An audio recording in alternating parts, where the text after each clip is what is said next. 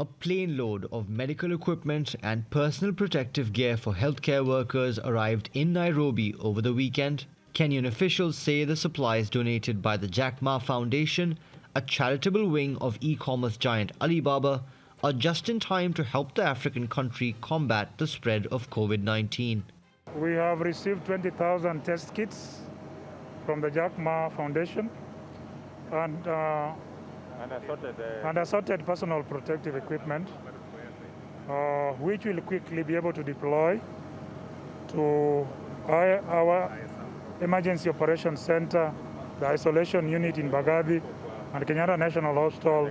As people around the world rush to get masks, gloves, and sanitizers, sales on the online platform have surged. But Alibaba has also stepped up as a major donor of much-needed equipment. It's providing 40 million items of personal protective equipment to 150 countries. Alibaba is also giving 101 million face masks to the World Health Organization, and along with other Chinese charities, it's donated 1,000 ventilators to the world's worst-hit region, New York. This philanthropy is giving a boost to the reputations of Alibaba and its backers. Chinese government is going to facilitate a donation of 1,000 ventilators, and I want to thank Joe Tsai and Clara Tsai and Jack Ma from Alibaba. Jack Ma is also pouring money into Chinese efforts to find a cure for the pandemic. The pandemic will not end within a short time. It can only vanish by relying on technological breakthroughs, innovation, and medical research. The $14 million donation is only a gesture from us, and it sends out a message that we support our researchers in their endeavors. Many governments have criticized Beijing for mishandling the outbreak. Now, Alibaba is leading efforts that could help reposition China as a part of the solution. Mubin Nasir, TRT World. Well, for more on this, Mario Attiglio joins us now from Geneva. He's managing director at consulting firm High Lantern Group and a global policy health expert. Thank you so much for joining us on Money Talks, Mario. Now, before we come to the Alibaba example, can I just ask you about the private sector more generally? What role should they be playing in a pandemic like this? Thank you for having me. Definitely the private sector has shown to have quite a lot to play in this pandemic. There has been an incredible engagement so far.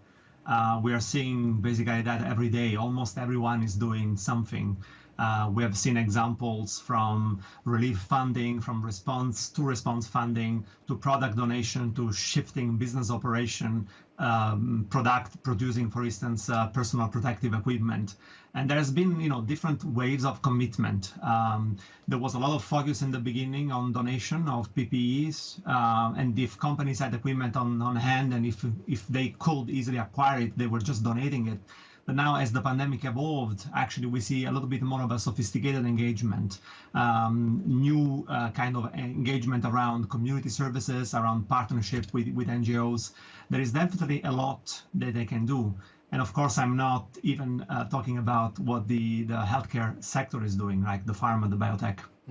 Now, is there a danger, though, that these private companies might, down the track at some point, leverage their philanthropy during this crisis with governments to further their own business prospects? Well, one thing that probably we have learned as a lesson is that the global community wasn't really prepared, right, for this. And I think we have seen that also in the business community with a sort of a need for prioritizing epidemic preparedness, because this is so fundamental to the business continuity, but also maybe, going a little bit a step further and looking into general prioritization of healthcare thinking, of healthcare objectives. So to your question about the PR spin of that, I think it's inexorable that the new waves of consumer, when we look at millennials, when we look at the Z generation, they will want their companies, their brand to actually be socially minded, to actually work towards seeing return on investment, not just in terms of profit, but also in terms of shared value and what they give back to the community.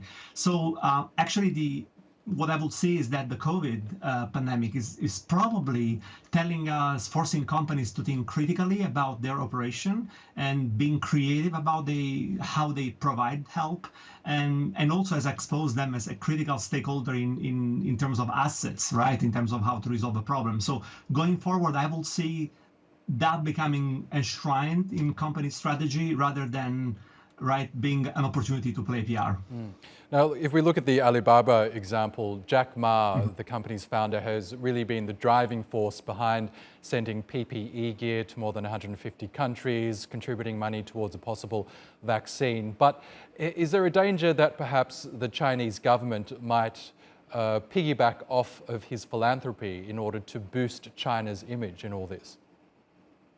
Well, I think this is a moment where, I often say that there should be no politics in a pandemic, right?